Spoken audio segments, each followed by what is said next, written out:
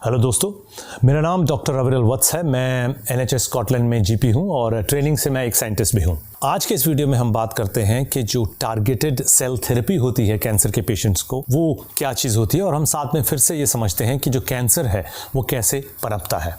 अगर आपको कैंसर हुआ है, कैंसर का डायग्नोसिस मिला है, तो आपके जो डॉक्टर हैं वो रिकमेंड कर सकते हैं एक ट्रीटमेंट की पद्धति होती है जिसको हम टारगेटेड सेल थेरेपी कहते हैं।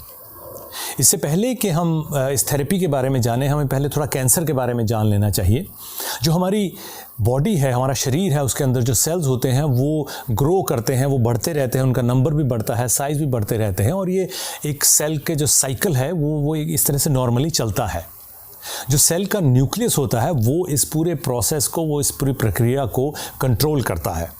सेल के न्यूक्लियस के अंदर हमारा एक जेनेटिक मटेरियल होता है जिसको कि हम DNA कहते हैं और इस DNA के अंदर सारी इंस्ट्रक्शंस होती हैं जो कि इस पूरे सेल प्रोसेस को कंट्रोल करती हैं। कई बार जो DNA होता है वो अलग अलग कारणों से वो डैमेज हो जाता है।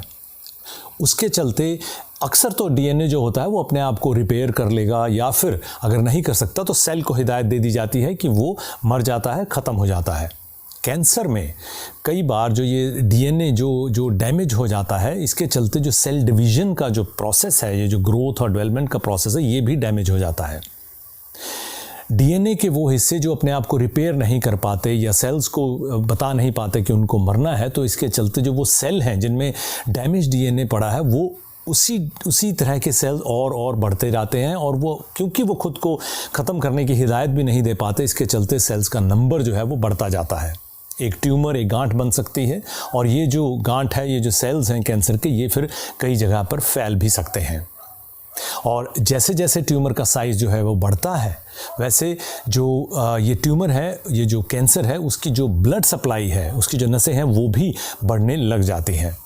जो कैंसर के सेल्स होते हैं वो आपस में चिपक के नहीं रह सकते उतनी मजबूती से जिस तरह से नॉर्मल सेल रहते हैं, और वो एक दूसरे से हटकर, ब्रेक होकर वो फिर जो नसें होती हैं, ब्लड वेसल्स होती हैं, उनमें चले जाते हैं और इन ब्लड वेसल्स के द्वारा वो शरीर के दूसरे अंगों में ट्रैवल करके वहाँ पे पहुँच जाते हैं और इस पूरी प्रक्रिया को हम मेटास्टेसिस कहते हैं।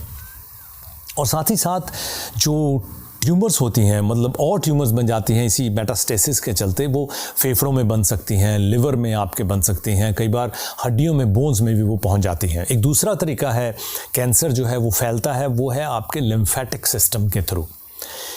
जो कैंसर सेल्स हैं वो जिस तरह से नसों में चले जाते हैं, ब्लड वेसल्स में, उसी तरह से वो लिम्फेटिक या लिम्फ वेसल्स में भी चले जाते हैं जो कि गांठ के, ट्यूमर के पास में होते हैं। फिर उसके बाद वो ट्रैवल करते हैं छोटे छोटे ग्लैंड्स में जिनको कि हम लिम्फ नोड्स कहते हैं, जो पूरे शरीर में होते हैं। अगर ये जो सेल्स हैं ये नोड्स में ट्रैवल करते रहते हैं और लिम्फेटिक सिस्टम में ट्रैवल करते हैं, तो ये और एडिशनल और नई ट्यूमर्स, नए कैंसर जो है अलग अलग जगहों पर बना सकते हैं।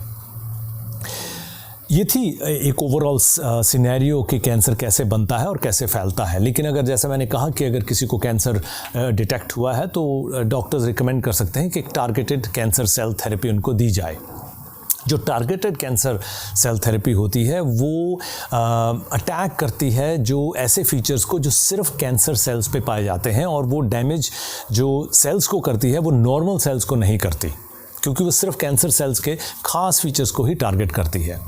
ये जो टारगेटेड थेरेपी होती है दो तरीके की होती है। मोटा अगर लें तो एक होती है जिसमें छोटे छोटे मॉलिक्यूल्स जो होते हैं दवा के, ड्रग के, वो कैंसर के अंदर से काम करते हैं। दूसरा तरीका होता है जिसमें ये जो दवाएं होती हैं वो जैसे कि हम कहें मोनोक्लोनल एंटीबॉडीज, स्पेशल तरह की दवाई होती है जो कि कैंसर के बाहर से, कैंसर के सेल के बाहर से वो काम करती हैं। जो टारगेटेड थेरेपीज़ होती हैं ये एक और अगर हम उसको डिवीज़न में देखें तो ये मोटा 4 तरीके से काम कर सकती हैं। जैसे कि कुछ होती हैं जो सिग्नल्स को ब्लॉक करती हैं, जो कैंसर सेल्स देते हैं एक दूसरे को, या नए कैंसर सेल बनाने के लिए जो सिग्नल देते हैं उसको ये ब्लॉक कर देती हैं। दूसरा तरीका इसका, इन दवाओं का एक्ट करने का ये है कि ये थोड़ी टॉक्सिक जो सब्सटेंसेस हैं, टॉक्सिक चीज़ें कैंसर सेल्स को भेजी जाती हैं ताकि वो जो कैंसर सेल्स हैं उनको वो ख़त्म कर सके, मार सके, या कम से कम उनको डैमेज तो कर ही सके। कुछ ऐसी थेरेपीज़ होती हैं टारगेटेड सेल थेरेपीज़ जो आपके इम्यून सिस्टम को स्टिमुलेट करती हैं और फिर वो इम्यून सिस्टम के जो सेल हैं वो जाकर कैंसर सेल्स को ख़त्म करते हैं, तो उनको वो डिस्ट्रॉय करते हैं।